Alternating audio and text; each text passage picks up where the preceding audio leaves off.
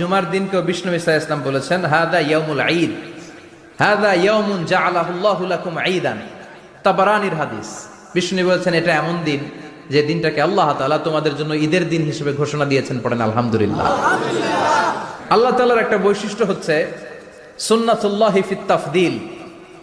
এক এক জিনিসের উপর আল্লাহ এক এক জিনিসকে বৈশিষ্ট্যমণ্ডিত করেন, মর্যাদা দান করেন। ফাদ্দালা জামানান আলা জামান কামা ফাদ্দালা মাকানান আলা মাকান, ইনসানান আলা ইনসান। আল্লাহ ব্যক্তির উপর ব্যক্তিকে প্রাধান্য দেন, আল্লাহ সময়ের উপর সময়কে প্রাধান্য দেন, আল্লাহ স্থানের উপর স্থানকে প্রাধান্য দেন। এটা আল্লাহর সুন্নাত। এটা আল্লাহর কি সুন্নাতুল্লাহি ফিত তাফদীল। ফাদ্দালা জামানান আলা জামান কামা ফাদ্দালা মাকানান আলা মাকান, ইনসানান আলা ইনসান। পৃথিবীর সব মানুষগুলো এক রকম নয়, এক মর্যাদার নয়, আবার লক্ষাধিক নবী